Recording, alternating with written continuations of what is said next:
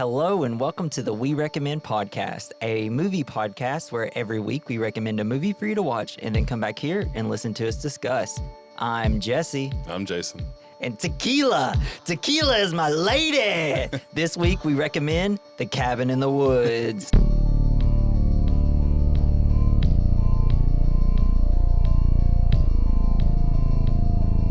Yeah.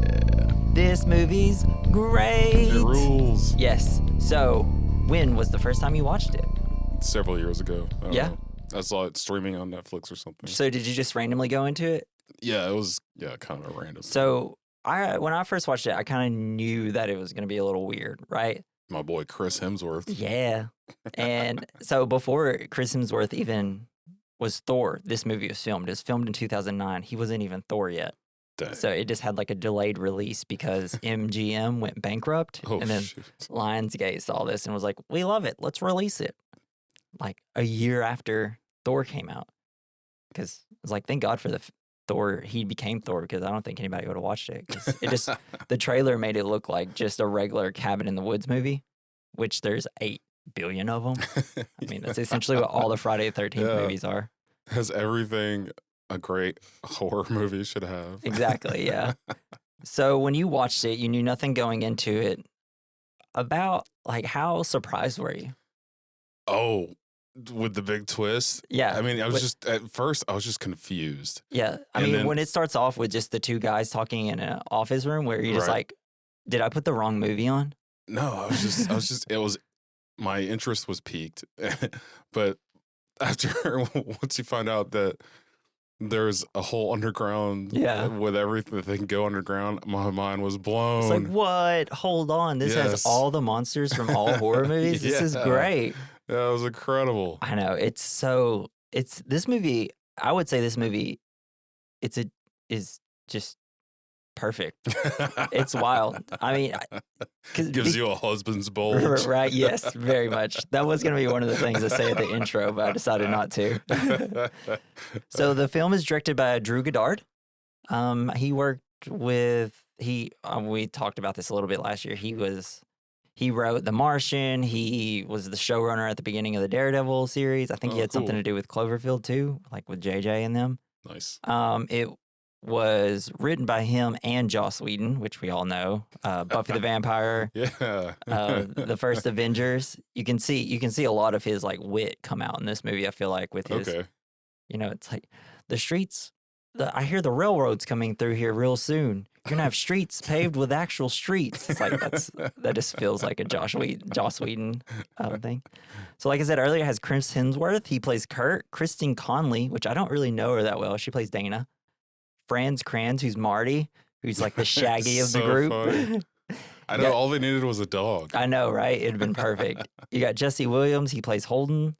He's good with his hands, we find out. Bradley Wilford is Steve, like one of the older men, like in the control rooms. He's in a lot of things. Yeah. He's in some Adam Sandler. He's in an Adam Sandler movie. I can't remember which one. I meant to look it up before I started doing this. He was Billy Madison. He was like the bad guy. Yes, he was. Yeah, he's so funny in that. Billy Madison's a wild movie. When me and Natalie put it on a couple years ago, and I was like, I haven't watched it since a kid. She's like, I love it. And then it was like the whole time, Adam Sandler's doing that. I'm just Adam Sandler. I did the little penguin. What you doing, penguin? I'm like, is he do this the whole movie? Oh, I love those movies though.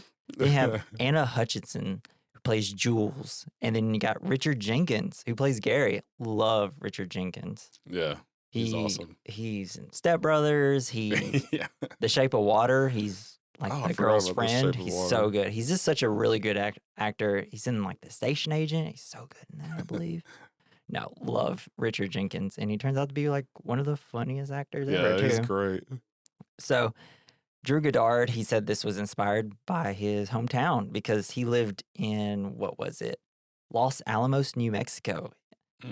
He said, I grew up in Los Alamos, New Mexico, which is where they built the atomic bomb, and the whole town is just a nuclear research lab, and that's all it is. Sweet. So I guess he kind of put it together like, oh, everything's normal on top, and then you got all these labs in this deserted area where you wouldn't expect anything like that to be. Yeah. Kristen Conley, who plays Dana, the virgin. Sort of. Or they do they work with what they got. In an interview with Complex, Conley shared that she submitted an audition tape and then met with Drew Goddard and Joss Whedon in Los Angeles. She was given the role quickly, and by the time she was going to fly home, her agent said that she's already been hired. Nice. Which is great because she does a really good job. She plays this I guess obviously virginal aspect of the character, but also this very naive and innocence to her, very well. So one of the hardest things to get right was the merman, which is kind of one of the best parts of the movie. The effects designer, David Leroy Anderson, shared in an interview with Entertainment Weekly that it was hard to get the merman creature totally right, he said. I think we did more renditions of that character than any other. We kept missing our cutoff deadlines. So where he eats Steve. Yeah. And then you got stuff coming out of the blowhole. Yeah. That was kind of a last minute thing where they're like, oh, let's do that. Let's have the blood come out of the blowhole. Cool. It went on for 9 minutes. Oh my God. And what's in the shot is 44 seconds of those 9 minutes at the very end.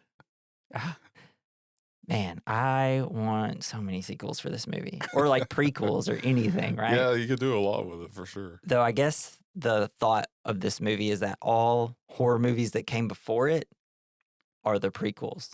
Because they're all in this universe. Because it's all about, we got to sacrifice the dead. Richard Jenkins wasn't sure about the movie. Richard Jenkins told the AV Club that when his agents told him to read the script, he wasn't sure about it and said, I don't do this. This is not what I do. When his agents talked about the intelligence of the story and writing, he agreed and said he was really blown away by it. Which I don't think this movie works without Steve or Gary. If they weren't so funny and just normal dudes just goofing. So when asked about the sequel, Drew Goddard said that he and Joss Whedon aren't so sure since they would want to do that. That they aren't so sure that they would want to do that. According to cinemablend.com, they would want to ensure that the movie would be as great as the first one, Goddard said. I can easily see us over drinks tomorrow going hey, what if we did this? But I can also see us being the movie is pretty good. We don't need to revisit it. Yeah, I could see that. Yeah. Let's see it. Oh, man, I have so many facts, bro. You ready to get into even more facts about this movie? Fill me up with your facts. The thermal coffee mug / bong, yes. Which is, if I had to take something from this movie, I would want that prop. Hell yeah. It's just so cool. It was a fully functional mug and bong as portrayed in the film. The prototype cost $5,000 to make. Hey, worth it. Yeah. I wonder who got to keep that. I don't know. If I was Marty, I'd be like, if I don't get that, I'm walking off the film. It's too perfect. So Joss Whedon and Drew Goddard, they wrote the script in just 3 days. They locked themselves in a hotel room and wrote it because they had 2 films that kind of failed before, and they really needed a hit. So they were just let's lock each other. Maybe that's what we should do. That's what I mean. Shoot, when we're here, we're pretty much just in a tiny room, just yelling into microphones. So we see, how you see the failed rituals from the film. So the failed rituals from other countries are references to various classic movies and monsters. The Kyoto ritual is a reference to Ring. Oh, cool. Or Ringu. Yeah. Buenos Aires ritual is a reference to King Kong. I think that's the one where you see the giant bull-looking thing. It just pops up on the screen for a split second. Yeah, and the Stockholm ritual is a reference to John Carpenter's The Thing. The Thing. The Thing. I said ring and thing together. Heck yeah. And the Madrid reference appears to be a reference to Dracula. I should have paused it during all that. We got it talking about The Thing, the Halloween party I was at. Mm-hmm. I was talking about how a good hot dog should be cooked over the fire. Mm-hmm. And it needs to look like a Cronenberg monster or like something from The Thing. Something from The Thing, yeah. Before it's good to eat. It's just dripping off of it. It's I think we overcooked it. So Drew Goddard was extremely uncomfortable directing Anne Hutchinson's nude scene. He said he just had a high level of discomfort with nudity due to his Catholic upbringing, I guess. So filming a nude scene was very uncomfortable, but the director says that Hutchinson was purely professional and actually comforted him by suggesting that taking your top off was not a big deal at all. Yeah, more women should do it. Yeah. All the time. Women should always be nude. Have we not learned? So Drew Goddard, he originally wanted Bruce Campbell to play the director. I meant to say that Sigourney Weaver is the director. You know, the girl that's like over it all. But he was unavailable, so they went with their second choice was Sigourney Weaver. And I guess Joss Whedon actually wanted Jamie Lee Curtis. Okay. I was like, all three of them were perfect choices. Yeah, great Either choices. one could have worked. But I do like Sigourney Weaver in it because she doesn't really make cameos like this all the time, and it's nice to see her. Versus Bruce Campbell, whose entire career after Army of Darkness is essentially cameos. And Jamie Lee Curtis, well, she's just in everything. It seems like every time you turn around, it's like, oh, Jamie Lee Curtis is in this movie? Yeah, that would be cool if there was like an alien too. Yeah, I know, right? Boxes. Oh, I think there is. Oh, I didn't. There's so many. You can't look at them all. It's tough, but I think they do have a xenomorph in the little elevator thing. Nice. Because he wrote, Joss Whedon was a writer on Alien Resurrection. Sweet. He also was a writer on Toy Story, the original Toy Story. Guy's been on, he's got his hands in everything. So in the opening scene, Hadley comments, I think that's like Steve or Gary, whichever one's Hadley, comments that there's been no problem since 1998.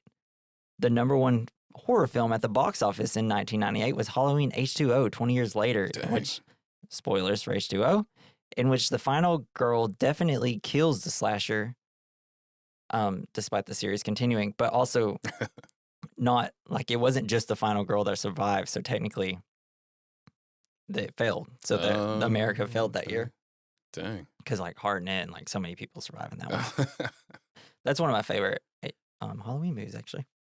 So, you've never seen H2O? I've maybe seen 0 of the Halloween movies. Really? And, like, bits and pieces here and there, but never, like, the whole. Yeah. Well, I mean, there's only probably, like, 4 good ones out of the whole thing, so. I love them, but there's only, like, 4 good ones. So, the movie's opening was a deliberate attempt by filmmakers Goddard and Whedon to confuse the audience and make them think they walked into the wrong movie. Whereas the opening of that. It worked.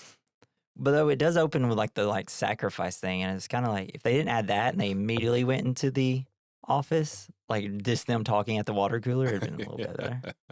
So here we go. It's all the monsters. So among the possible choices on the facility's betting board are the following: werewolf, alien beast, mutants, wraiths, zombies, reptilians, clowns, witches, sexy witches. That would have been great. Right. Demons, hell lord, angry molesting tree, giant snake, deadites, mummy, the bride, the scarecrow folk, snowman, dragon bat, vampires, dismemberment goblins, sugar plum fairy, merman, the reanimated, unicorn, Huron, Sasquatch Wendigo Yeti, dolls, zombie redneck torture family, the doctors, jack-o'-lantern, giant, twins, and Kevin. Kevin. Apparently Kevin was just supposed to be like a sweet, like look like a sweet boy or something, and then he just like has powers. Oh, but they also said that one of their ideas for Kevin, because he doesn't show in the film at all, one of the ideas of Kevin was Elijah Wood, I believe, like from character from Sin City. Oh, that was dastardly. Yeah, that's supposed to be. I guess their idea behind what Kevin would be. Ooh, how'd they choose? I don't know. Oh, I don't know. So in the shot following all the creatures in their elevator cells, you can briefly see a tank, witch, boomer, and a hunter. 4 of the special infected from Left 4 Dead game series. Their cameo was included to coincide with the planned tie-in expansion pack for the games, where players would have to fight their way through the woods, cabin, and facility from the movie. Unfortunately, the tie-in was canceled due to MGM's financial problems. Bullshit. That sucks because I would have loved that, right? The game was the shit. So when the camera pans out and reveals all the monsters in the elevator cells, towards the top right, there is a cell containing what appears to be a giant kitten. I need to go back and try to find that. So cool.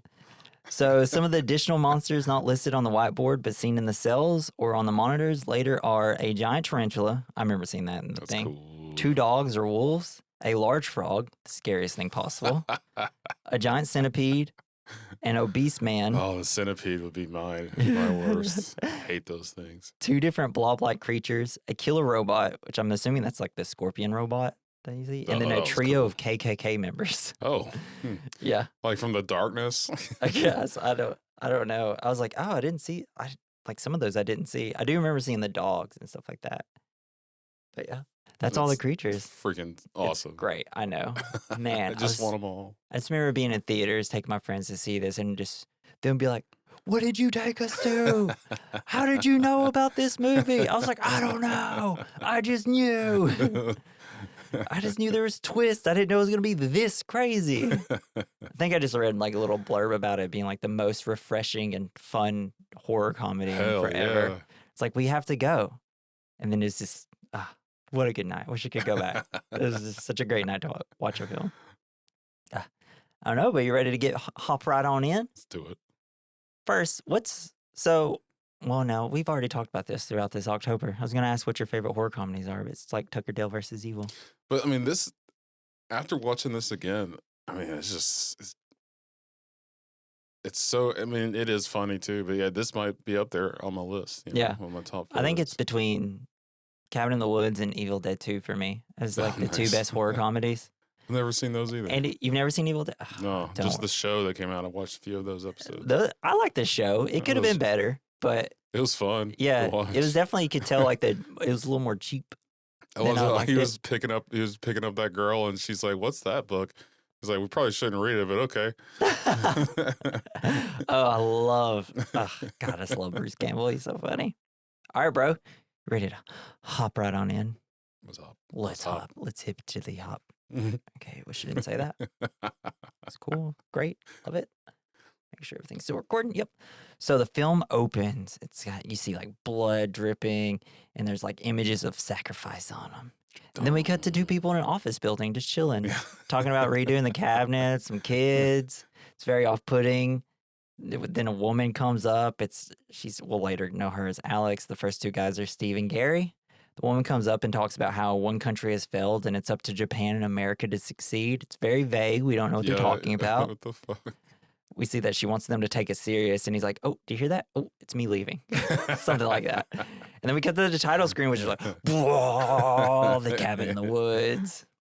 And we go to a college town where we meet Dana and Jules. Dana's walking around in her underwear in front of a bunch of open windows. Yeah, a bunch of open windows. It's such a classic horror movie thing to do. Flaunt it, I guess. It's like it was like Blowout, where they're making the horror movie, and it's just like the girls like with no tops, and it's just in their lingerie or whatever, just walking in front of the windows, and it's like, no one does this.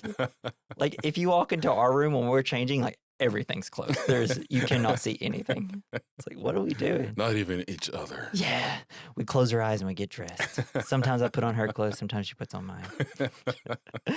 So Dana, we see that there's like a weird thing where she slept with her teacher, which doesn't really come into play at all. I guess this kind of shows that she's, I don't know, standoffish, I guess, and a little weird and like not ready to fully jump into the party and Cabin in the Woods, which makes her more, I don't know, like aware of weird things that might be going on. That's the only thing the only thing. I don't remember that part about her sleeping with her teacher. Yeah, it's just these little things that it's just like 2 or 3 little lines. That's all it is. Okay. And it's like, why is this in here? We learned that Jules, who dyed her hair, she seems like she might be this preppy person, like girl who's like a dim-witted. But really, whenever you kind of get to know her, she's just kind of more fun and just, I don't know. She seems like a good friend, just kind of playful a little bit, just wants to have some fun. She doesn't come off as like a dumb blonde type character yet. Right. She doesn't have her top off already. Yeah, it's not off already. So we learned that they're going to a cabin in the woods. It's Kurt's cousin. Jules and Kurt, they're trying to hook Dana up with this guy we'll come to know as Holden. We haven't seen him yet. And Dana's like, oh, I don't know if I should go. It's weird. And she's like talking about bringing books. Dana's like, I'm going to bring these books. She's like, Jules like, why? If I get bored, these will help. This is books. And then like Jules takes all the books. Kurt comes in. At first he kind of seems like a jock, but we'll learn soon that he's kind of smart. He walks up to Jules. Whoa. Who gave you these? Who taught you about these? She's, I learned it from you. I learned it from watching you, and just runs out of the room. This movie is so funny. Apparently that was from Goddard or Whedon, one of them, just remembering that so vividly from like these old drug PSAs. Apparently they took it directly out from one of those. And then Kurt gives Dana some schooling advice showing that he's smart. And then like at the end of it, it's like, also, you have no pants. Just been walking around this whole time with no pants on. And then he throws, we meet Holden. Apparently, all we know about him is he's nice, he's kind, he's smart, and he's good with his hands. Mm-hmm. He's going to be Holden Dana. Yeah. I guess. It's going to be catching her like a football or whatever sexual references work. And then we have, I'm just going to go ahead and say it, the best character of the movie. Marty. Yeah. It's awesome. Marty pulls up in a car filled with smoke. Yeah. It's a little pothead. And he gets out and he reaches through the open window to lock his door. So apparently, Drew Goddard, that's his car from when he was in college or high school. That's funny. And he would often lock his car with his windows down. But so he pulls up, smoke's coming out of his car. And then he comes, I was like, people drive in a very counterintuitive way around here. The group, he's got like this giant, long silver bong that we don't know is a coffee thermos yet. The group says he shouldn't be smoking while driving, might end up in jail. And then he deconstructs his bong into a coffee thermos. Yeah, that's awesome. Let's go. He gets in the van. It's so funny and good. I want one of those so bad. And they're off. But as they're leaving, we go to like the top of the roof of like where her apartment was. Yes. And we see a guy on the roof leaving saying like, all right, the crow has left the nest or something. Something silly. They're right on time. Code words. Like, nobody knows what you're talking about, dude. Right? You could have just said they left. Yeah, they left. They're in a car. They don't Maybe hear us. On the other end of whoever he's talking to is just getting annoyed with him. Like, come on, man. It's like, dude, come on. It's not that serious. It's like Steve and Gary, like, why are you using code words? We learn that they're going off the grid and that they're going to have no cell phone service. It's Kurt's cousin's place. Marty's like talking. He's all about this conspiracy stuff. And he's like, I think society needs to crumble. I'm sure that won't come into play. And then we're back to Steve and Gary. They have to scan their badges with the security guard, Alex. They're there to make sure. It's more vague talk about like, it's like, you understand what we're doing here? Yeah, you understand what you're going to have to do? It's like, yeah. And it's like, what are you going to have to do? I want to know. And the gang pulls up to this creepy ass gas station. Of course. It's something like off Texas Chainsaw Massacre or something. Mm-hmm. It's very weird. You got to stop somewhere weird like that. They go to get gas. Marty's like, it's like, I wonder how we pay for gas here. It's like, Marty, I don't think it knows about money. I think it's barter gas. Oh man, this they go inside and there's like hooks hanging up everywhere. It's like it's just like, you don't get gas here. You turn around, maybe go the other way and find some gas. 'Cause I'm not going in this place. That's for sure. Scary. Yep. Holden, he's going through the whole store. He gets jump scared by the creepy redneck. He's like, store says close, boy. It's like, we just want gas, dude. Like, well, how are you closed in the middle of the day? And the door wasn't locked or anything. Yeah. They ask if he knows where the cabin is. He gives this creepy monologue. He's calling Jules a whore. Everybody's getting upset. And then they eventually leave. He's like, good luck. Marty's like, good luck with your business. I hear the railroad will be coming through here soon. Streets paved with actual street. Man, Marty crushes. The redneck guy calls back to base. Yeah, later on, yeah. It's like, I've warned them. He's like, he's being all like, he's very like biblical about it. It's something off. It's like one of the kids off of, I think his name's Zachariah or something. It's very, the way they talk in Children of the Corn, like that type of like speak where it's like weird biblical talk. Yeah. And then they've got him on speakerphone. Yeah. And he's like, am I on speakerphone? That's very rude. It's very unprofessional. I would never do that to you. They put them back on speak. They pretend to take them off, and they all eventually break down laughing. Which is funny because they didn't heed his own warnings as well. And if they did and they took it serious, it would have been better. All right, so they travel to the cabin. They go through a tunnel. And then we see it's like as they go through the tunnel, we see a bird flying and it smashes into a force field. I remember at that point, someone was like, the person next to me was like, "Wait, what is this movie?" And I was like, "I honestly don't know myself." It's such a great part, though.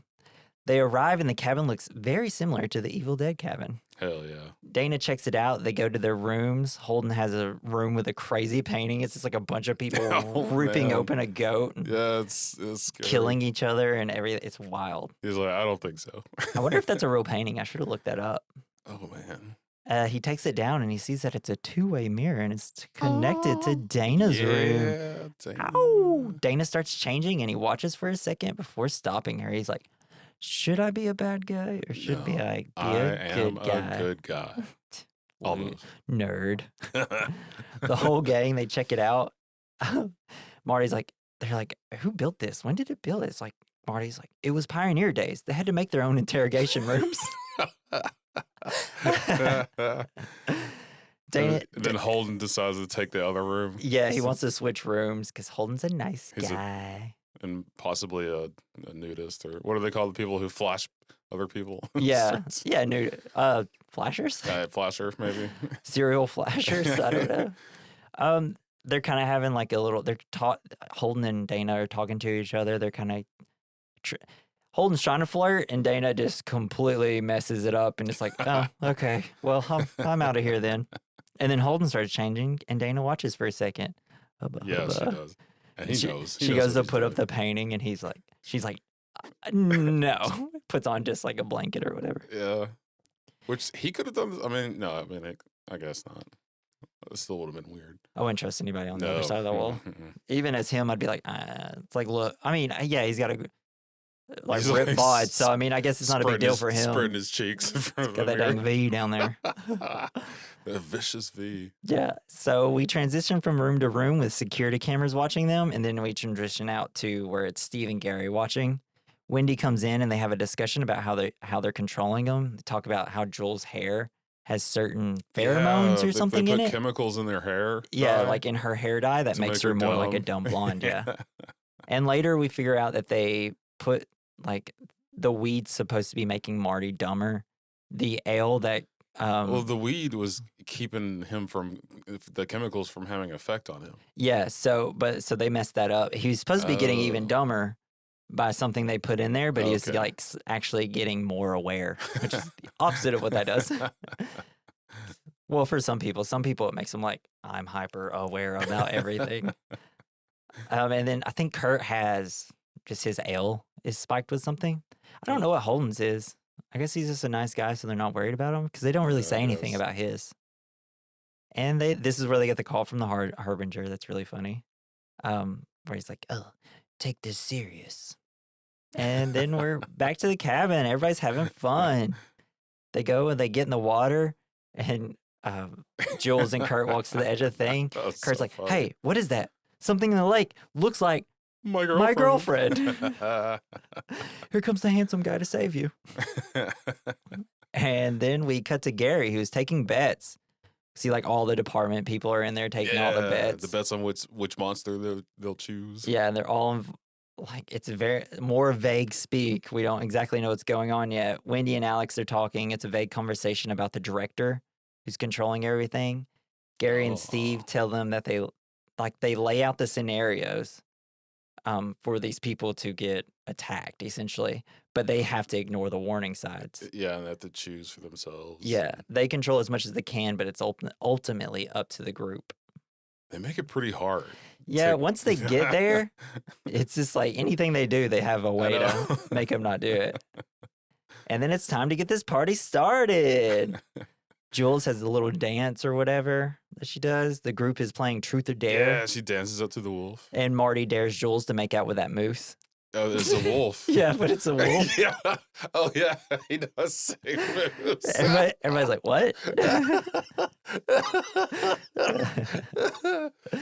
Oh, but this scene is equally hot and gross at the same time. Yeah, she full on She goes for it. Sticks her tongue in there. Yeah. So that wolf on it, to make it look like it had that dust on it, it was actually powdered sugar. It was to make it look like dust and to make it more enjoyable for her to kiss. Oh, yeah. I think they ended up doing that scene. I think it was the scene it took the most takes to do.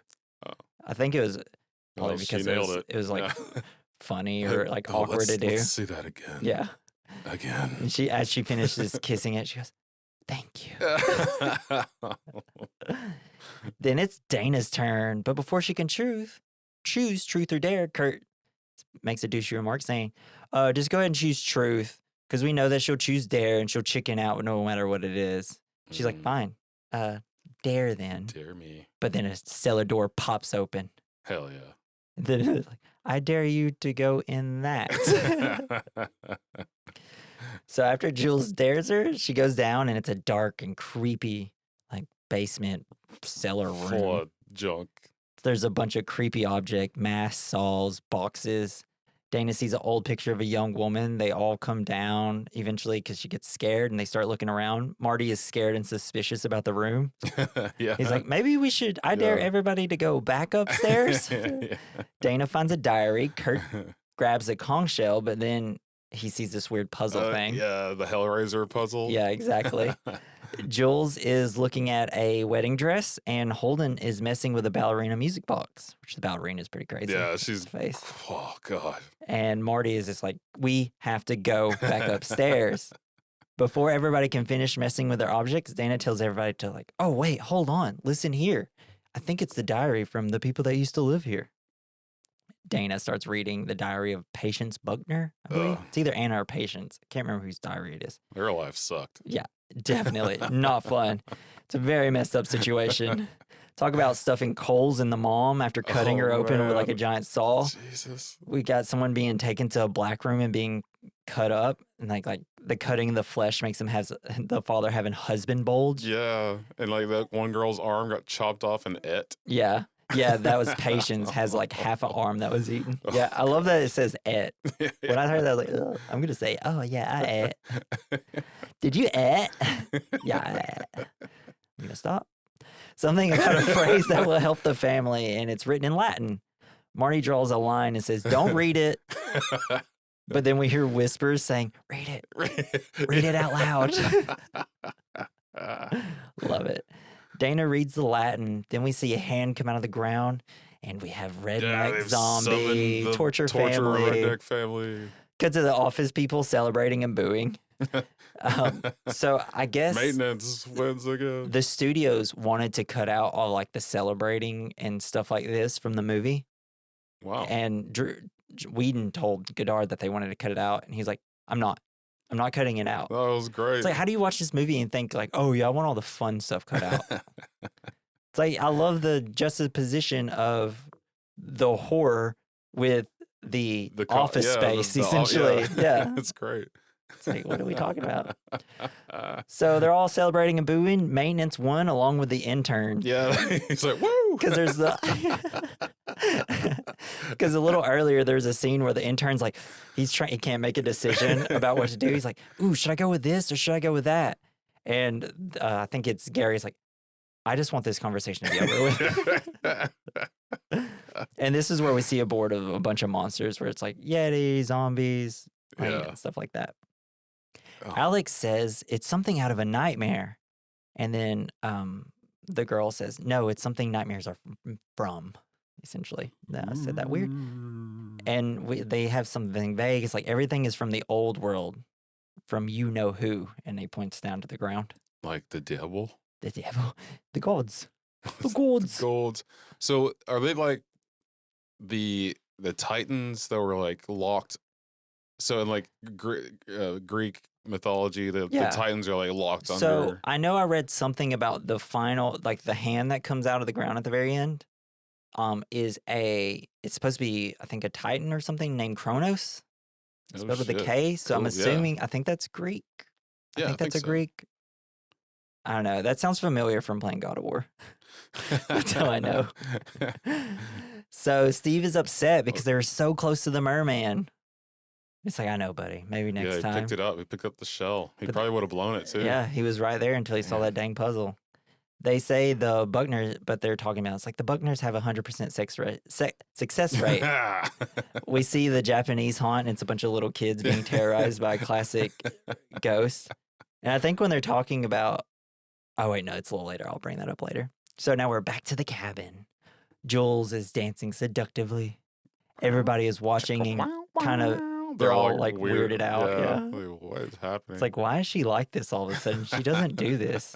Marty's super uncomfortable. Yeah. Jules starts picking on him a little bit. Didn't they pump in chemicals through the wolf head that she made out with? I don't know if they pumped in chemicals there, actually. I don't think I saw any. It was really dusty, so it could have been dust or it could have been chemicals. Maybe. I can't remember.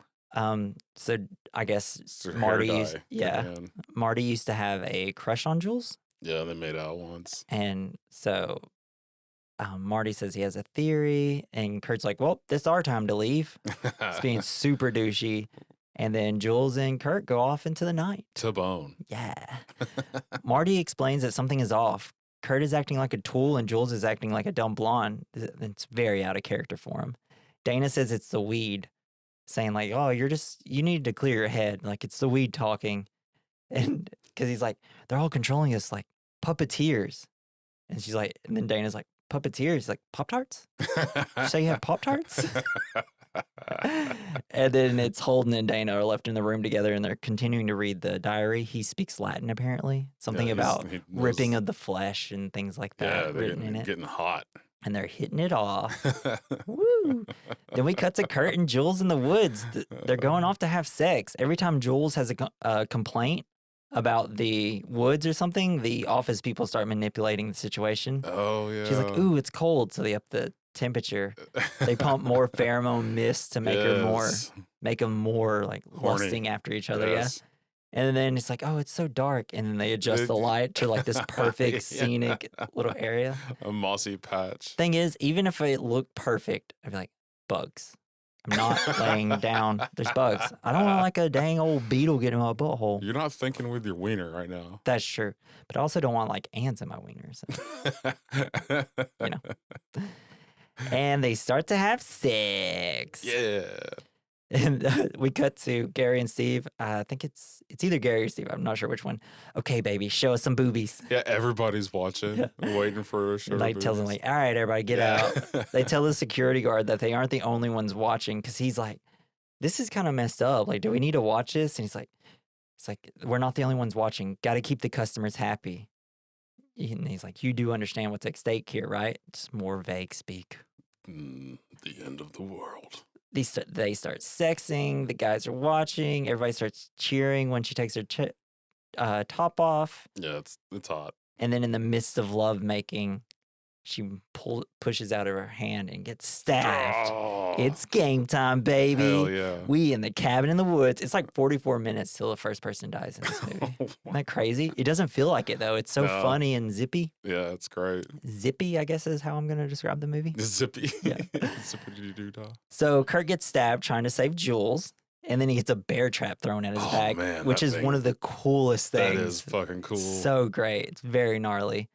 Jules clamps down around. I know, and it's like, how do you get that off crunch. you? You're just screwed because you can't reach back there, and every movement it's gonna hurt. Jeez. It essentially has to rip your flesh open to get it off.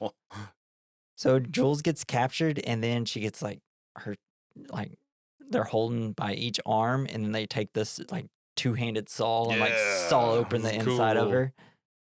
And then we cut to Gary and Steve saying a weird saying, like a ritual saying. They do like a little prayer. Oh, yeah. And then Gary gets up and pulls a lever. It's like this contraption where it's like blood fills up into this glass bowl, and then it pours it. Yeah, it breaks open the thing, and blood pours down through the engraving on the wall. Yeah, and it's supposed to be, it's kind of like the sacrifices. The slut one. Yeah. The whore. The whore. Marty is reading a book and then hears a whisper telling him to take a walk. I think he's running, whatever book is Captain Nemo, that book. I don't know. He is confused and starts getting upset. It's like, think I'm a puppet, huh? Gonna do a little puppet dance. And then he stops.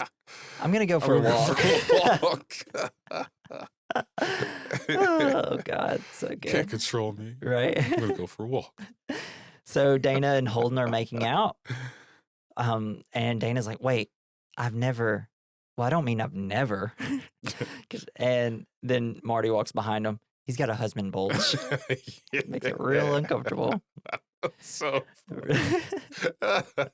husband bulge. One of the best things to come out of this movie.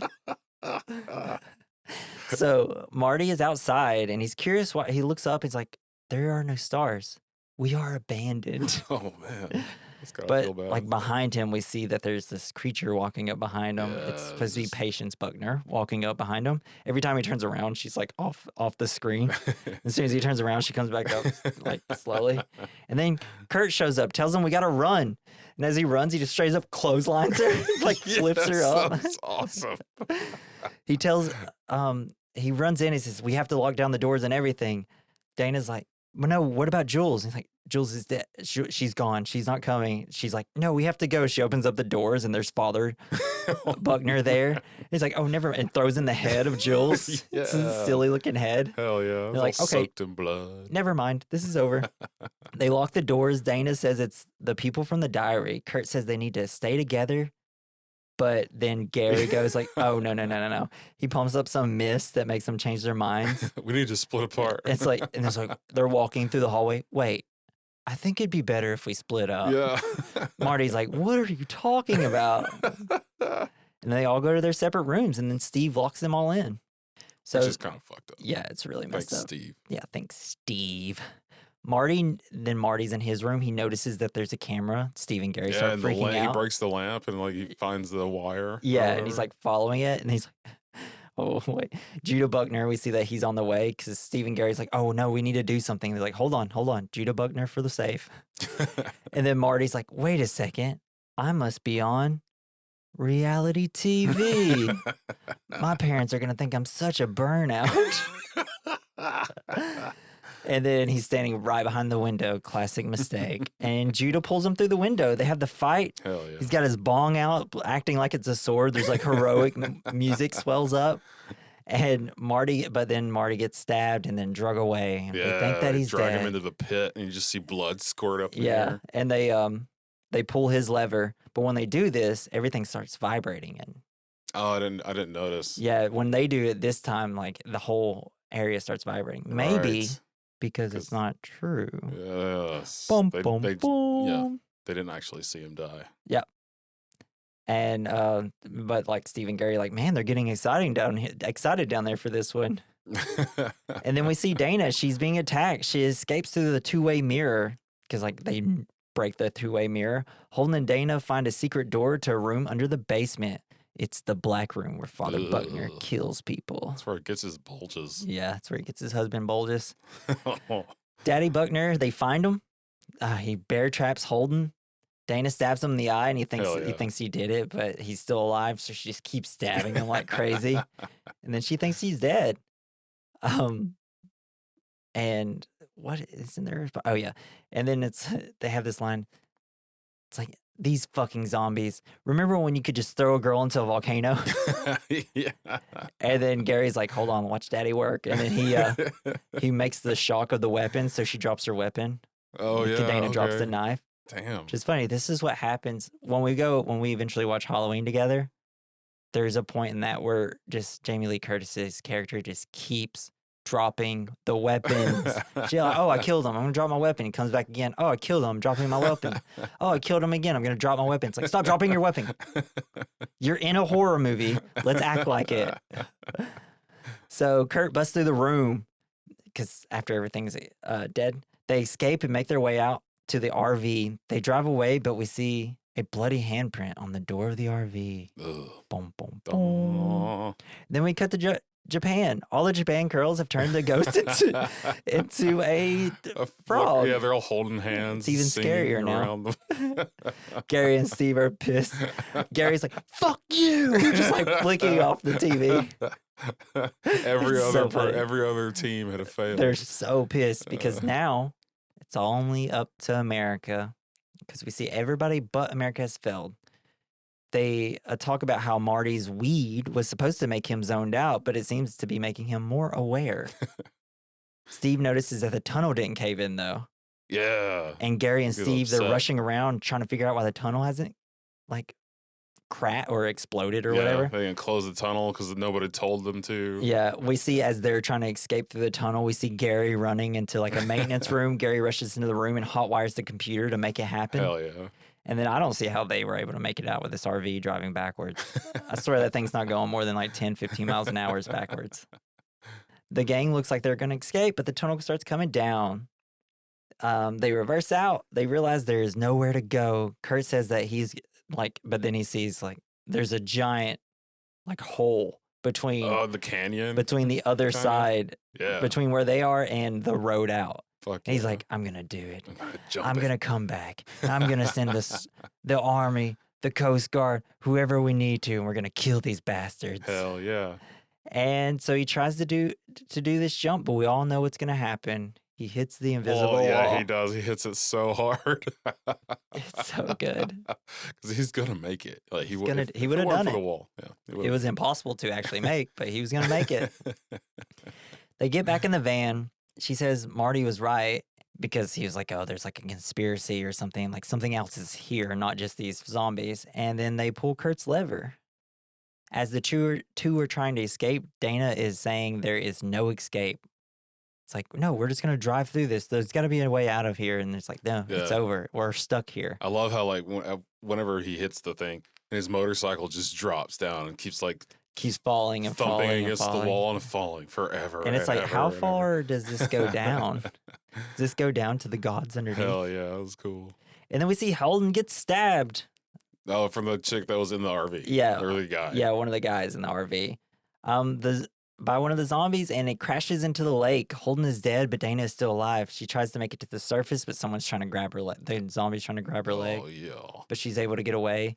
Steve and Gary, we cut to the office. They're all celebrating. Yeah, popping champagne. Yeah, watching her get her ass beat on camera. Steve says the virginal death is optional as long as she suffers, and she suffered. Steve says he was actually rooting for her, and then it's like this kind of sincere moment, and then tequila is my lady. Everybody comes in to celebrate. Dana is still trying to survive, but then gets attacked by the Daddy Buckner. Daddy Buckner. She's just getting the crap beat out of her. Kicked it on the pier. It's so funny because like everybody's just celebrating. There's people. It's like a classic office party now. Like you got like a nerdy guy trying to get the hot girl's number. Everybody's just talking about all the things. Gary confronts people about the tunnel. They say it was a glitch and a power rewrite from upstairs. They're like, wait, what are you talking about? Who would have rewrote it upstairs? Then they get a phone call and they get the red phone. Deathly serious. And the phone says that the ritual isn't complete. Apparently, someone is still alive. Oh, Cut to Marty with his bong. Yeah, he pulls up the bong. Saving Dana. My hero. He's alive. They're escaping now. Marty says he knows a place they can go. And like they run to this grave. He's like, why are we going in the grave? He's like, just get in here. And then we see that Patience is after them. In the grave, there's an electrical panel. And like the little zombie foot touches Dana's foot. It's like, yeah, I had to dismember that guy with a trowel. What have you been up to? He's covered in blood. Yeah. There's just a pile of like body parts. Goo, essentially. Dana says Marty figured everything. He explains that he found an elevator and says that someone sent those fuckers after us. They say they had to go down because where else were they going to go? I know. And this is the part where it just, my mind was blown as soon as they find the elevator. Oh, they're in theater watching it. We had like 5 or 6 friends. We're all like, let's go, baby. What is this going to be? Like, it's just so exciting. Yeah. It's just, you don't get movies like this all the time. And it's just so nice. Cool. Got to see it in theater and everything. So they go through the elevator and we see all the possible creatures. There's a ballerina, Sawhead, which is supposed to be Pinhead. There's a werewolf, a banshee, and a bunch of other creatures. It rules. Yeah. Dana realized that they chose who came after them in the cellar because they had like the box, because she sees the puzzle box from the Sawhead guy. Gary and Steve are freaking out. They're trying to locate him. And they're saying, shoot to kill. But Marty has to die first. If he doesn't die first, it's over. Shit. The elevator opens and there's guys holding him at gunpoint, but then like the hand touches him. He's like, "What? Oh my god!" And then they're able to kill him. It's like, good work, zombie arm. And then we hear the voice on the intercom explaining they shouldn't be there. And what's happening to them is something bigger than all of them. And this is like Sigourney Weaver's voice. She tells them they are being offered up to the Ancient Ones. Dana and Marty hide from like essentially an army of people trying to shoot at them in the control room, essentially. And then there's the big red button, the big don't push button. Don't push. They push it and they release all the monsters and it rolls. So sweet. You see like the tree, you see like a goblin looking thing, the vampire bat. I love it so much because the SWAT team's there and they're like, you just hear the elevator go ding, ding. And then the doors start open. They're like, shit. Oh crap. It's chaos. It's a bloodbath. You got a mechanical scorpion thing. There's blood everywhere. Monsters just keep coming. Hell yeah. We see people being attacked all over the building. Fucking unicorn. There's a unicorn. There's the it monster, essentially, clown. Yeah. We see Gary, Steve, Wendy, and security guard are locked in their room until then the power goes off and something starts trying to break down the room. Dana and Marty are trying to escape. They keep running into monsters. There's a clown. There's a unicorn. We cut to a patient. She just comes out of the elevator like slowly. And we see this. Late to the party as usual. The security guard, Alex, he gets killed by a bunch of scarecrows. That looked crazy. That was fucking cool. I would have loved to have seen a film with them. Steve, we got Steve. He's got like an Uzi trying to hold things off. But Alex, the guard, he uses a grenade to explode everything in the room. Yeah, because he's getting fucked. He's getting attacked. Yeah, he's getting his insides just ripped open. Yeah. And so he takes himself out with a grenade. It was so cool. Crazy. But the grenade knocks Steve out, and then he's like all woozy, and then threw him across the room. Yeah. Then we just hear like. Oh yeah, he's on the ground. Yeah, and then we see that the dang merman comes out, and it looks so crazy. It looks like what an actual mermaid would look like, just fat and bloated and ugly, gross. With like a little blowhole that whenever he starts eating Steve, like blood's just gushing out. So good. Yeah, because they said the cleanup is terrible on that thing. And he made a huge mess with all the blood. I know, it's so awesome. I love it. Gary escapes down a latch, and when we see Wendy, the girl, she gets taken by a giant kraken now. It's like, what? Yes. That's awesome. It's like, I want to see the kraken movie.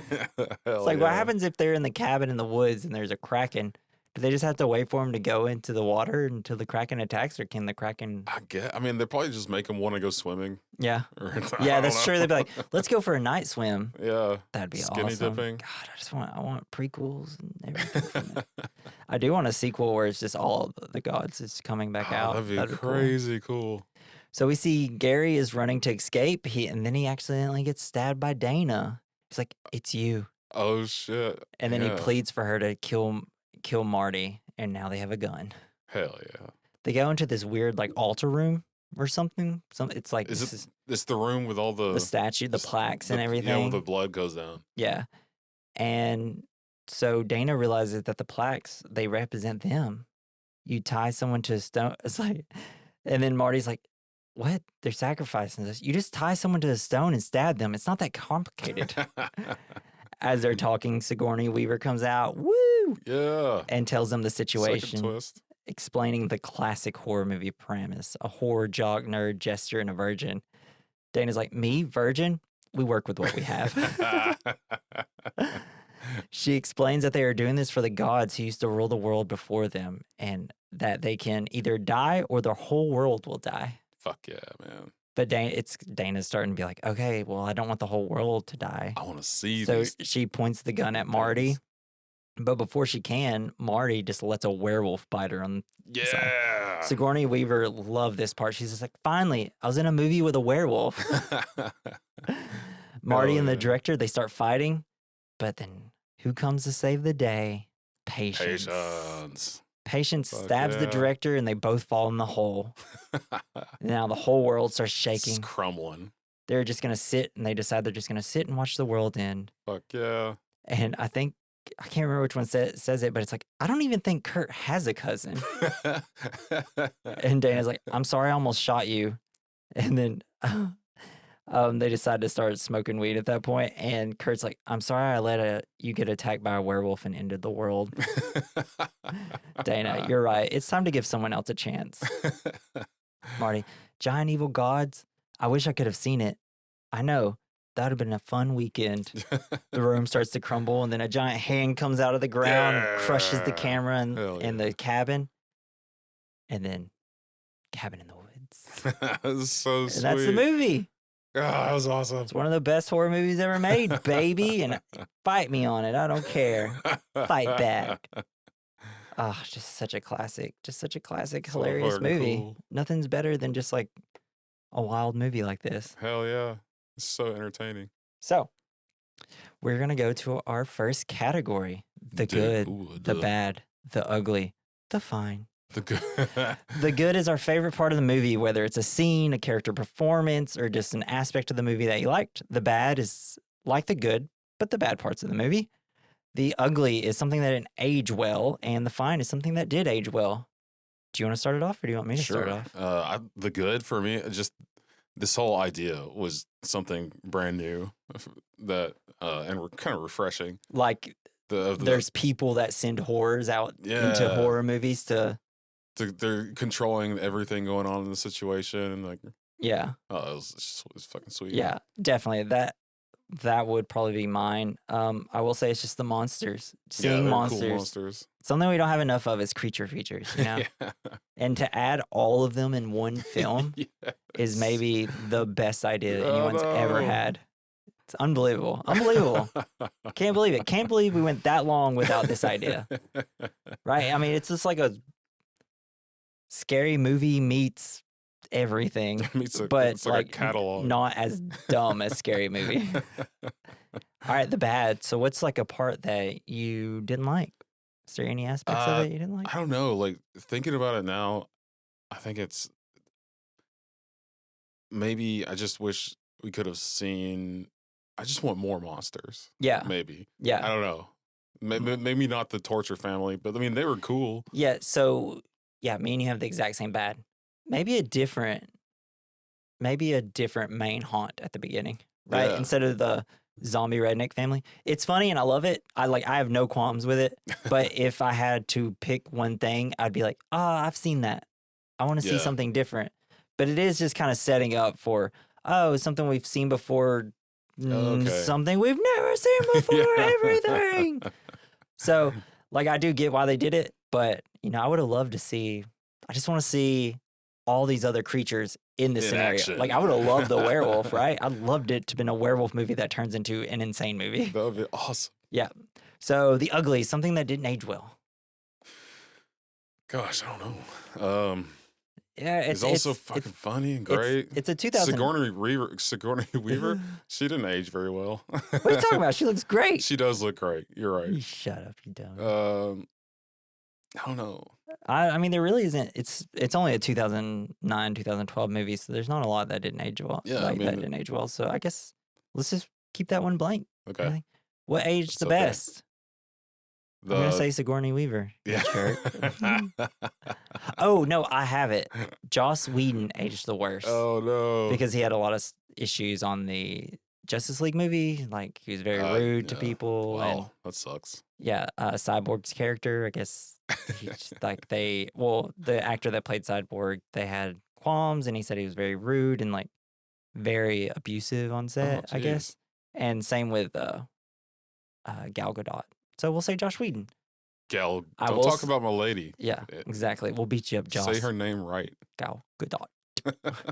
And for me, I'll say what aged the best, Drew Goddard.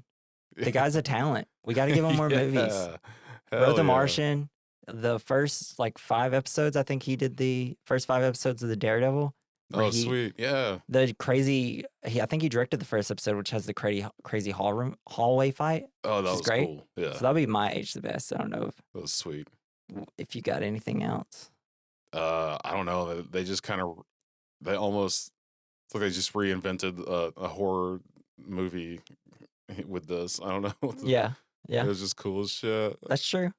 So double feature. What's the double feature? Got anything? I guess I'm gonna go with Knock at the Cabin Door. Yeah, Has a cabin. M. Night Shyamalan. Has crazy shit going on in the world. Yeah, it's got a twist. They're trying to stop the end of the world by doing the thing. Yeah, that's a perfect double feature, actually. And I liked it. It's got great performances. It's really weird. You don't really know where it's going to go. Hell yeah.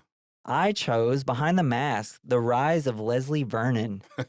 It's a 2006 movie. It's kind of you probably haven't heard of it. I just kind of randomly watched it one day, and it's it's a found footage film, and it's where they're filming what this serial killer does, who's like a Michael Myers type. Oh, cool. And they follow him around as he kills these people, and it's very like, oh, we have to save I have to save her for last because she's the virgin, things like that.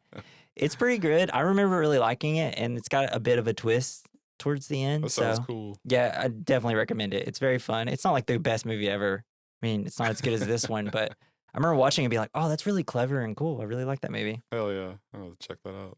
All right, and so you can join us next week where we're doing a film picked by Jason called The Long Kiss Goodnight. Yeah. I've actually never seen it myself, so I'm excited to watch this. It's got good reviews. It's got, what's her name in it? It's got Samuel L. Jackson.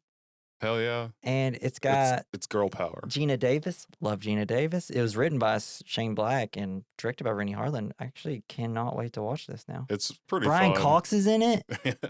Holy crap. In 3 weeks, we've done 2 Brian Cox movies. I'm down. But we're not going to end it yet. We're not done with horror movies yet because we have a special episode dropping on Halloween. Sweet. We will be doing a commentary over the film Halloween, the very first one. Cool.